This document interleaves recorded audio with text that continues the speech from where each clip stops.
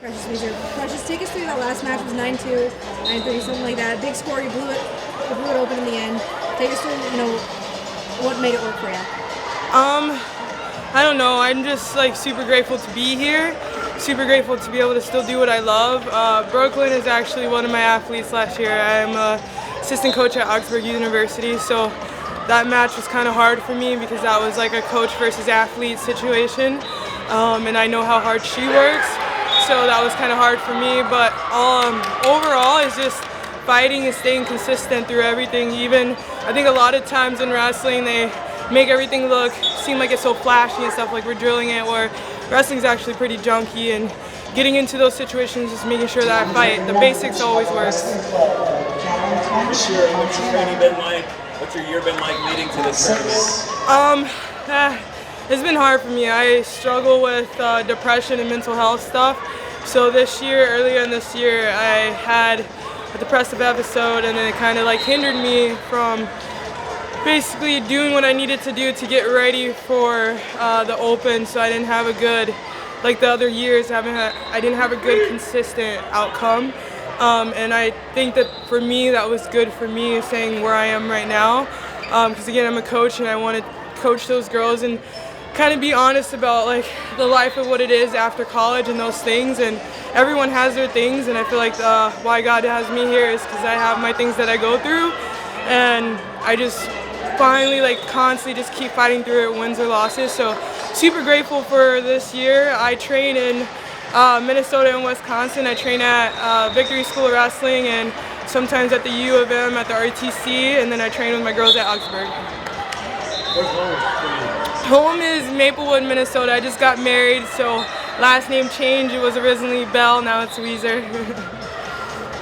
What excites you about wrestling or coming back to a level like this? Man, it's just the grit of believing in yourself. Wrestling points out a lot of things that you always need to fix, and it actually brings out how much you believe in yourself and how much you're willing to work, but also what it is to be a supporter with the women around you. I'm honestly grateful to wrestle with these women around me. I see myself as an equal to them. They work just as hard as me. I don't know what they're going through, but always proud of all of them, and I'm just glad to be part of this, Now wrestling at number 2 at 97 kilos from the Nebraska Wrestling Training Center. Say it again? Schultz. Schultz, opponent from the Athletic Club. He don't want you to talk. Nathan Jackson. Okay. All right, as a woman of the sport and as a black woman of the sport, how big is this to you? Just keep on being after collegiate level and all that.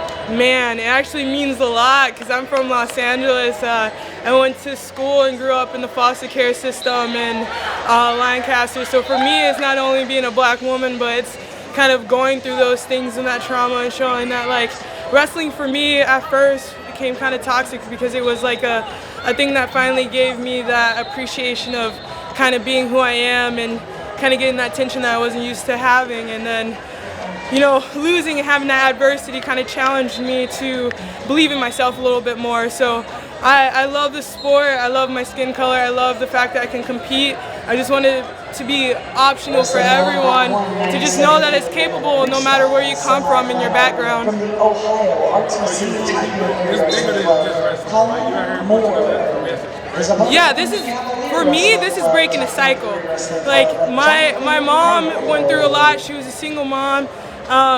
Nothing against, me being in foster care. Stuff happens. Parents are not, they're not perfect. For me, it's breaking a cycle of being married, being able to wrestle, doing things young, being able to nurture my kids and do these things, and being able to just uplift women while I'm wrestling.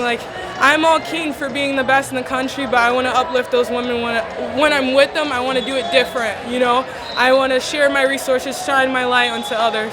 All right, going into tomorrow, they probably know your match, but who does she have? Who does she have tomorrow? So how does it feel going to the next level? I'm new to this thing too. I coached Marlon. I was her coach. So it's going to be awesome. She's at a new school, and I'm super proud of her because her story is amazing too, and the diversity and things that she has done, and the way she has represented Augsburg and was just a team player last year, and then moving on to Iowa and just being another team player and being a leader there. I'm excited to scrap with her. You know, she's one of the best people. I wouldn't want to like have that match without her, honestly.